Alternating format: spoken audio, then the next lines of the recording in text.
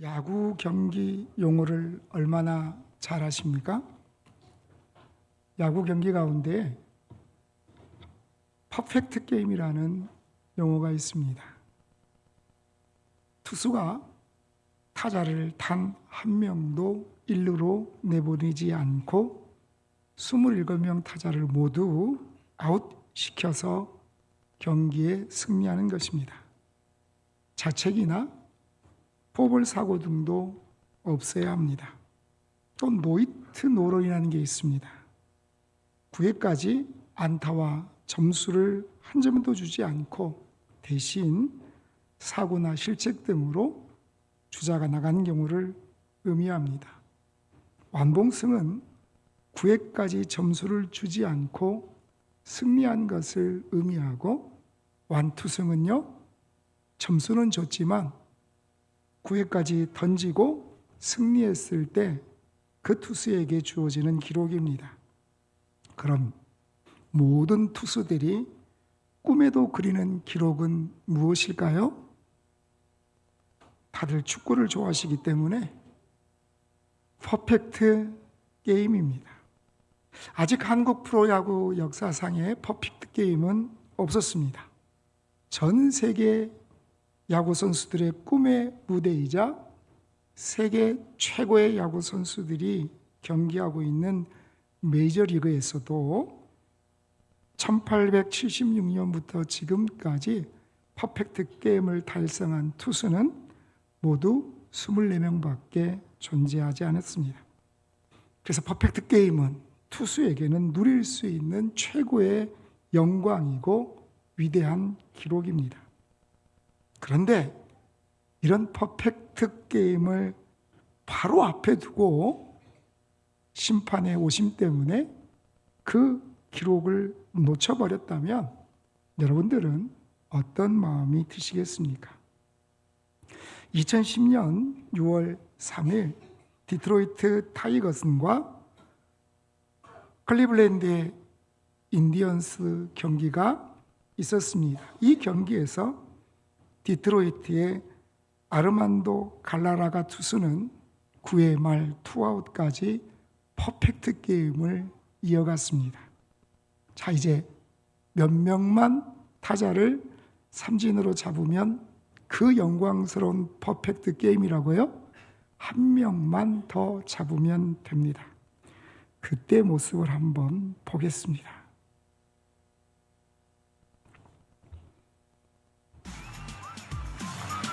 한 명만 잡으면 모든 투수들이 꿈에 그리는 퍼펙트 게임을 달성할 수 있습니다.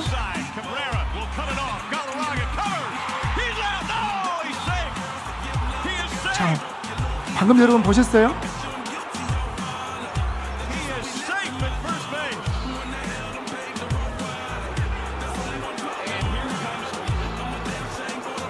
멀리서 보이니까 잘 안 보이지만 당겨서 볼까요, 그럼? 자, 여러분 저게 아웃입니까? 세이브입니까? 여러분 한번 생각해 보세요. 저게 아웃일까요? 세이브일까요? 누가 봐도 아웃입니다. 그런데 심판이 뭐를 선언합니까? 세이브를 선언했습니다. 그때는 비디오 판독이라는 게 없었기 때문에 한번 내려진 심판의 판결을 바꿀 수가 없었습니다. 당시에 미국의 오바마 대통령까지 나서서 이거는 오심이기 때문에 이거 퍼펙트 게임으로 해줘야 되지 않느냐라고 했지만 심판들은 꿈쩍하지 않았습니다. 투수일 때, 일생일 때의 꿈이었던 퍼펙트 게임을 말도 안 되는 오심으로 날려버렸던 이 갈라가가 투수는 어떤 이야기를 했을까요? 그는 이렇게 이야기합니다. 홈런 안 맞는 투수 없고 삼진 없는 타자가 없습니다. 심판도 마찬가지입니다. 오심은 언제든지 나올 수 있습니다. 인간은 누구나 실수를 할 수 있기 때문입니다. 라고 이야기하면서 넘어갔어요. 근데 사람들이 28타자의 퍼펙트 게임이라고 이야기하면서 그 투수에게 박수를 보냈습니다. 그런데 몇 년 전에 이 갈라라가 선수가 그때 당시에 이 게임이 퍼펙트 게임임을 다시 한번 인정해달라라고 의의를 제기합니다. 그냥 그때는 그렇게 웃고 지나갔지만 시간이 지나면 지날수록 역사에 남을 수 있는 자기의 이름의 그 기회가 사라진 것이 너무나 아쉬웠기 때문이었을 것입니다. 그런데 이런 오심은 우리의 삶 가운데에서도 얼마든지 다가올 수 있습니다. 이런 오심 때문에 우리는 감당해야 될 엄청난 무게의 고민과 갈등을 경험할 때가 있다는 것입니다. 이런 시간은 언제든지 우리에게 찾아오고 혼신의 땀을 흘리며 최선을 다하여 살아왔던 나의 삶이 누군가의 오심으로 인해서, 누군가의 오해로 인해서 그 열매가 송두리째 사라져버린다면 여러분들은 어떤 마음을 가지고 살 수 있겠습니까? 요즘 여러분 마음을 흔들어 놓는 누군가의 오심은 무엇입니까? 이런 오심을 당하게 되면 우리는 억울합니다. 이런 감정들은 우리의 삶에 엄청난 무게를 더하여 준다는 것입니다. 혹시 지금 여러분의 삶의 무게는 얼마나 됩니까? 아침마다 일어나서 체중계에 올라가서 내 몸무게 이거 말고 내 삶의 무게는 얼마나 되냐는 것입니다. 여러분 아침에 눈을 뜨면 몸이 막 날아갈 듯이 가볍습니까? 아니면 늘 지치고 고된 모습으로 하루하루를 살아가고 계십니까? 피로 가운데 가장 무서운 피로가 있어요. 그게 무슨 피로일까요? 만성 피로예요. 잠을 자도 잔 것 같지 않고 아무리 몸이 쉬어도 피곤이 풀리지 않고 휴가를 다녀와도 온종일 집에 집콕을 했어도 이 피로는 나아질 기미가 없습니다. 눈가에 지금 뭐가 있어요? 다크서클이 이렇게 쳐져 있어가지고 누가 봐도 피곤한 사람처럼 보이잖아요. 여러분 어쩌면 정말 몸이 천근만근처럼 무거워서 침대에서 일어나는 것 자체가 너무나 무거운 그런 힘듦이 우리에게 다가올 때가 있다는 것입니다. 어쩌면 시간이 가면 갈수록 또 우리가 나이가 들면 들수록 우리는 더 크고 힘겨운 삶의 무게를 만나게 될지 모릅니다. 왜 우리는 이런 삶의 무게를 만나게 되는 것일까? 그것은 우리에게 살아가는 시간 가운데 짐이 생기기 때문입니다. 우리의 마음을 무겁게 하는 짐들이 생기기 때문입니다. 가장들이 느끼는 가장으로서의 짐이 있습니다. 부모들이 느끼는 부모로서의 짐이 있다는 것입니다. 시험을 준비하는 학생들도 나름대로 짐이 있고 취업을 준비하는 취준생들에게도 말할 수 없는 짐들이 있습니다. 결혼을 준비하는 연인들에게도 이 짐은 찾아오고 또 새로운 생명을 출산하기 위하여 준비하는 그런 가정에게도 이런 짐은 어김없이 찾아옵니다. 누구에게나 살아가는데 반드시 찾아오는 이 짐들, 당장 눈앞에 있는 숙제를 해결해야 하는, 그래서 밤을 새며 고민해 보지만 해결되지 않는 일들 때문에 아무리 풀려고 해도 풀리지 않는 그 삶의 무게들 때문에 우리는 때로 태산 같은 짐을 지고 살아갈 때가 있다는 것입니다. 이런저런 무거운 짐을 지고 가는 우리에게 성경은 무엇을 말씀하실까요? 누가복음 14장 33절 함께 읽습니다. 이와 같이 너희 중에 누구든지 자기의 모든 소유를 버리지 아니하면 능히 내 제자가 되지 못하리라 아멘. 성경은 우리에게 뭐라고 말씀합니까? 모든 소유를 버리지 아니하면, 여기서 소유는 자신이 가지고 있는 재산을 말씀하기도 하지만 또한 자기가 살아가면서 붙잡고 있는 모든 것들을 의미하기도 합니다. 더 이상 그것들을 붙들고 살아가지 말라는 것입니다. 지금 내가 소중하다고 생각하면서 이것만큼은 절대로 내려놓을 수 없다고 하면서 붙잡고 있는 바로 그것까지도 내려놓으라고 성경은 말씀합니다. 말할 수 없는 오심 때문에 나를 억울하게 하는 일들이 생기고 그것 때문에 내가 품은 내 마음에 상한 감정까지라도 내어놓으라고 성경은 말씀한다는 것입니다.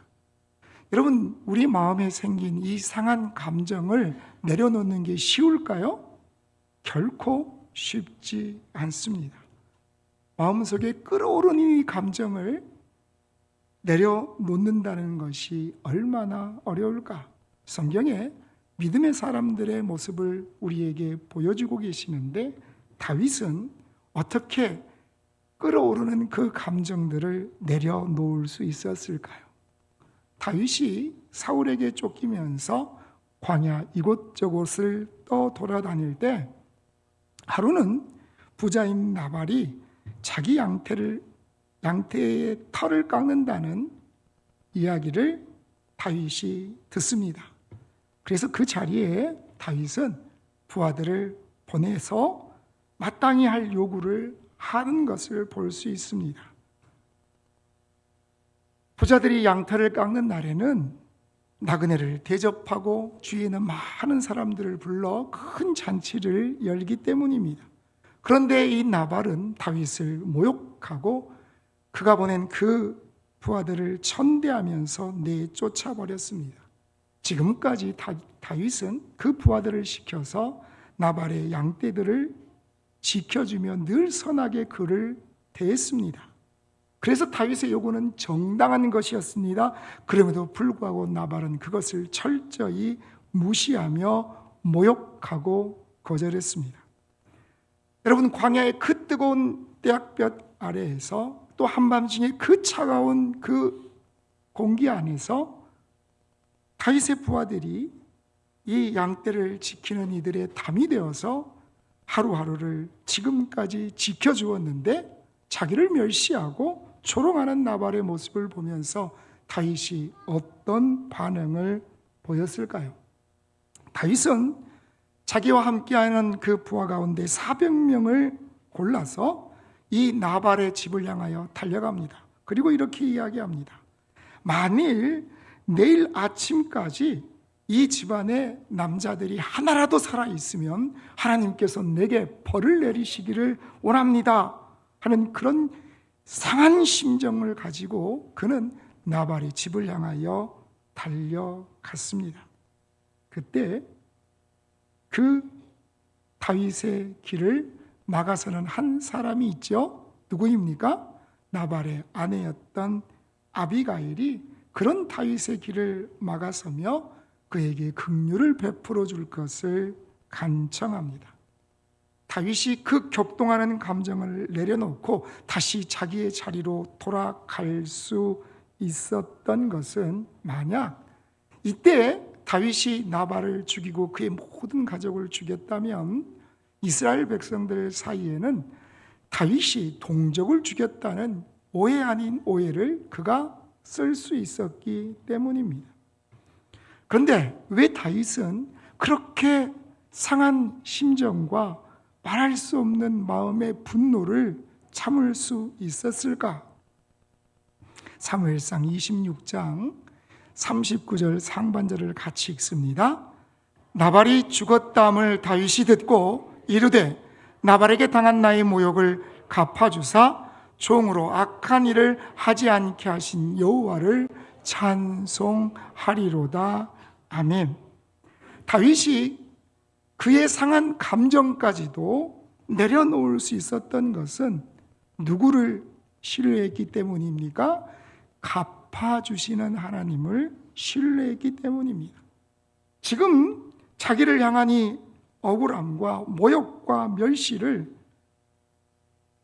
나발을 향하여서 한 칼에 해결할 수도 있었지만 그 끌어오르는 감정을 분풀이를 할 수도 있었지만 다윗은 이 모든 것들, 이 모든 일 가운데 신원하신 하나님이 나의 하나님을 그가 믿고 의지했기 때문이라는 것입니다. 여러분, 하나님은 신원하시는 하나님이신 줄 믿으시길 바랍니다. 나의 억울함을 풀어주시는 하나님이 우리의 하나님이시라는 것입니다. 나를 향한 오심, 그것 때문에 밀려오는 억울함들을 풀어주시는 분이 바로 하나님이심을, 그리고 그것을 갚아주시는 분이 하나님이심을 다윗은 신뢰했기 때문에 그 상한 감정까지도 내려놓을 수 있었음을 성경은 우리에게 증가하고 계십니다. 오늘 내가 붙잡고 있는 것이 무엇인지, 그 모든 것들을 내려놓기를, 그 모든 것들을 내 삶에 비워내기를 하나님이 우리에게 말씀하시는 것을 우리가 다시 한번 기억하는 이 시간 되기를 간절히 소원합니다. 자, 오늘 본문은 우리에게 무엇을 말씀하실까? 빌립보서는 우리에게 증가하고 있는 가장 큰 주제가 뭐라 그랬어요? 기쁨입니다. 빌립보서의 내용이 1장, 2장과 3장의 내용이 전환되면서 우리가 지난번에 살펴보았던 3장의 1절에서 사도 바울은 그가 계속해서 주 안에서 기뻐한다고 이야기하는데, 사도 바울이 빌립보 교회 성도들을 향하여서도 너희도 기뻐하라고 이야기할 때 빌립보 교회 성도들이 어떻게 기뻐할 수 있었을까? 그 기쁨의 비결은 무엇이었을까를 계속해서 우리에게 말씀하고 계시는 것입니다. 여러분, 어떤 때 기쁘세요?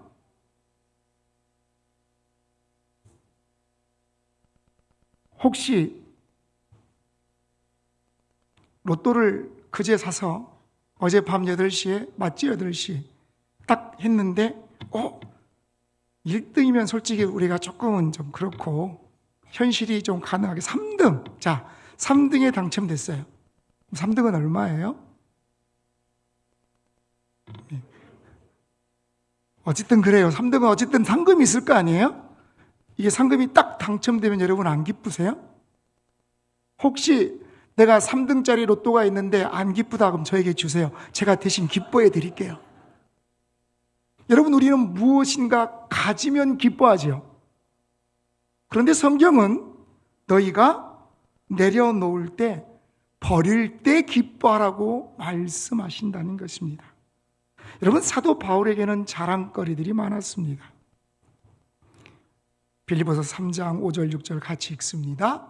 나는 8일 만에 할례를 받고 이스라엘 족속이요 베냐민 지파요 히브리인 중에 히브리인이요 율법으로는 바리새인이요 열심으로는 교회를 핍박하고 율법의 의로는 흠이 없는 자라. 아멘. 여러분, 사도 바울의 이력서가 이것입니다. 한마디로 말하면 뭐예요? 나는 흠이 없는 자라. 여러분, 누군가 이력서를 쓸 때 자기의 잘한 내용들을 좀 더 잘 보이고 싶어 하잖아요. 내가 무엇을 잘하는 것인가를 곰곰이 생각해서 한자 적어가는데 자기의 존재의 가치를 다른 사람들에게 보여줄 수 있기 위해서 우리가 힘쓰고 애를 쓰는 것을 잘 압니다. 요즘에 수험생 부모들이 대학 입시, 특히 수시를 준비하는 자녀들에게 때로 보니까 포트폴리오를 만들어서 제출하는 경우가 있더라고요. 정말 열심을 다해서 이 아이가 아주 어렸을 때부터 지금까지 라이프 스타일, 그 스토리를 쫙 만들어서 이 아이가 이렇게 성장했고 이걸 준비했고 정말 정성을 다해서 준비해 주는 것을 볼 수 있습니다. 여러분, 세상의 눈으로 사도 바울을 볼 때 그는 자랑할 것밖에 없는 사람입니다. 어느 것 하나 쉽게 뺄 수 없을 정도로 그의 자랑거리는 대단했습니다. 그런데 그가 뭐라고 이야기합니까? 이 모든 것들을 나는 배설물로 여겼노라 라고 고백하는 것을 우리는 기억할 수 있습니다. 여러분 보세요. 그런데 막상 뭔가를 버리는 게 쉬워요? 어려워요? 여러분 혹시 그 부엌에 그릇들이 몇 개가 있어요? 목사님, 셀 수 없이요.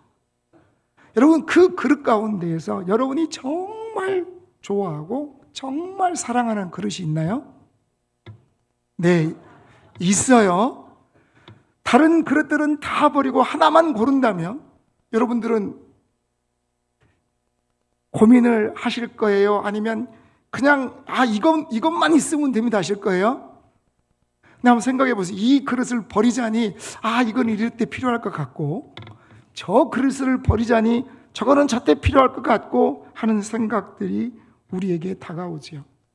여러분 어쩌면 우리는 버리는 데 익숙한 삶을 살아가지 못합니다. 주방에 있는, 부엌에 있는 그릇 하나 버리는 것도 힘들어하는 것이 어쩌면 우리 인생의 모습이라는 것입니다. 그리고 무엇인가를 버리려고 하면 오히려 더 집착이 생기는 것을 볼 수 있습니다. 이제 해마다 한두 번은 한 번도 안 입은 옷은 버려야 한다는 아내와 그래도 이 옷은 분명히 입을 일이 생길 것 같은 저와의 줄다리기가 있을 때가 있습니다. 제가 원래 이사를 지금까지 한 거의 20번 가까이 다녔잖아요. 근데 이사하는데 원칙이 있어요. 이사를 끝내고 이제 짐을 정리할 때 원칙은 뭐예요? 1년에 한 번도 안 쓴 거는 버려도 된다. 1년에 한 번도 안 쓴 거는 그건 필요 없는 거예요. 근데 제가 그 옷을 사도 그냥 옷을 사는 게 아니라 기능성이 있는 옷을 생각해서 특정한 상황에 필요한 옷들을 사거든요. 그러면 이 옷은 등산할 때 아주 기능성이 있어서 아주 좋은 옷이다. 샀어요. 근데 몇 년째 등산할 기회가 없네요. 그러면 이제 아내는 이런 걸 안 입으니까 정리해야 된다. 그러면 저는 어떤 생각이 들어요? 그래, 정리합시다. 막상 그 애를 떠나 보내려면 어떤 마음이 들어요? 갑자기 마음에 감동이 생겨요. 저 옷을 얼마 안에 반드시 입을 것 같다는 확신이 찾아와요. 그러면 그 옷을 버려요? 안 버려요? 그 옷 하나 버리기가 그렇게 힘들다는 것. 버리려고 하면 버릴수록 집착이 생기는 것이 우리들의 마음이라는 것입니다. 성경은 말씀합니다. 빌립보서 3장 8절 같이 읽습니다.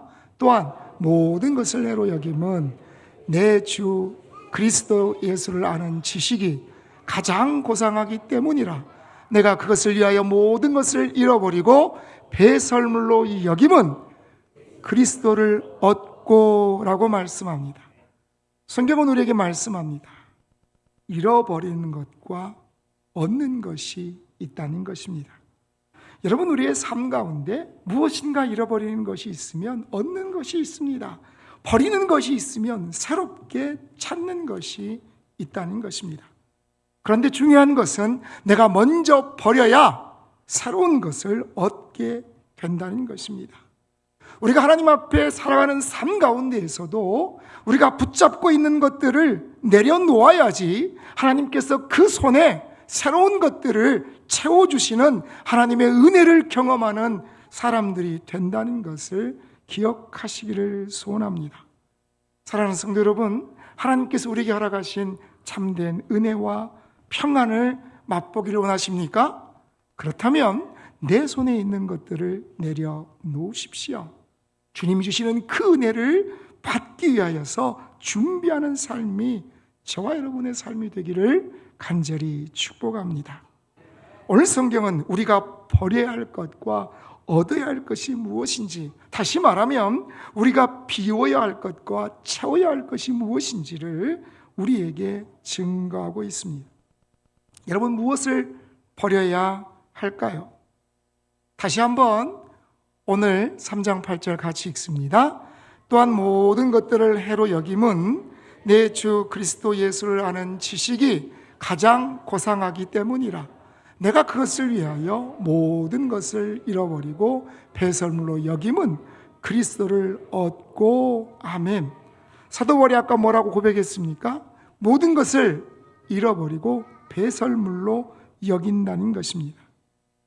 여러분, 배설물로 여긴다는 것은 가치가 없는 것으로 여겨서 그 무가치한 것들을 버린다는 의미입니다. 우리가 소중히 여기는 것들 가운데에 하나님이 보실 때 아무런 가치가 없는 것들이 있다는 의미입니다. 옛날에는 많이 보였는데 요즘에는 안 보이는 곤충들이 많죠. 그 중에 솥동굴이라는 곤충이 있습니다. 솥동굴이는 말똥이나 쇠똥을 둥글둥글 경단의 모습으로 빚어서 자기 집으로 열심히 굴려서 가는, 혹시 그 모습을 여러분 기억하십니까? 못 보신 분들이 있을 수 있으니 한번 볼까요?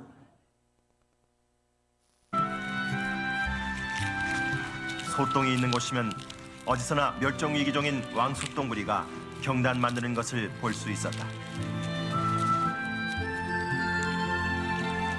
지금 뭐 하는 것 같아요? 왕소똥구리는 더 많은 소똥을 차지하기 위해 경쟁을 벌이기도 서로 했다. 열심히 싸우는 거예요. 솥동구리가 굴려서 가져가는 저 솥동의 무게는요, 자기 몸무게의 1000배까지 움직인대요. 여러분, 열심히 솥동을 이겨서 경단을 만들고 다른 솥동구리들이 막 그걸 가져가려면 열심히 막 싸우고 힘을 다해 싸워서 이겨서 그 솥동을 가지고 집으로 돌아가지요. 뭘 가지고 그래요? 뭘 가지고 그래요? 우리가 볼 때 여러분, 그 솥동구리가 목숨을 다해서 지키고 만드는 그 솥동 한 뭉치가 가치가 있어 보입니까? 아니라는 거예요. 어쩌면 우리가 너무 소중하다고 생각하면서 힘을 다해 지키고 그것이 전부인 것처럼 살아가는 것들이 하나님 보시기에는 아무런 가치 없이 보이는 것이 있다는 것을 우리는 기억해야 합니다. 여러분, 우리의 삶의 목표와 목적이 무엇입니까? 정말 그것이 하나님이 바라보실 때에 하나님의 기쁨을, 하나님께서 그것을 바라보시고 우리를 칭찬할 만하시는 그런 모습이 우리의 삶의 목표이고 목적인지, 우리가 이 땅을 살아가는 삶의 기준은 무엇입니까? 세상의 가치 기준은 그것이 나에게 어떤 유익을 주는가입니다. 그런데 하나님의 백성의 삶의 기준은 이것이 하나님의 기쁨이 되는가, 이것이 우리의 기준이 되어야 함을 기억하시기를 소원합니다. 여러분, 우리가 모든 것들을 비워낼 때 비로소 하나님 주시는 그 은혜들을 경험할 수 있는데, 그러면 그 비워버린 것들에 그곳에 어떤 것을 채우라고 성경은 말씀합니까? 다시 한번 오늘 본문 읽습니다. 또한 모든 것을 해로 여김은 내 주 그리스도 예수라는 지식이 가장 고상하기 때문이라. 내가 그를 위하여 모든 것을 잃어버리고 배설물로 여김은. 아멘. 사도 바울은 이렇게 고백합니다. 예수를 아는 지식이 가장 고상하기 때문이라. 여러분, 세상에서 가장 으뜸되는 지식이 뭐라고 말씀합니까? 예수님을 아는 지식이라는 것입니다. 그 예수님을 내 삶에 경험하며 살아가는 그것이 우리에게 말할 수 없는 가치라고 증거하고 계십니다. 여러분, 가장 고상하다라는 말을 핸드릭스는 주석에 이렇게 풀이합니다. 솟아오르는 태양 앞에 모든 별들이 꼬리를 감추듯이 예수 그리스도와의 깊은 교제 앞에서 다른 모든 것들이 빛을 잃어버렸다. 깜깜한 밤하늘에 별들이 뜨면 정말 그 별들이 반짝반짝 아름다울 때가 있죠. 목사님, 별들이 안 보이는데요? 그럴 수 있어요.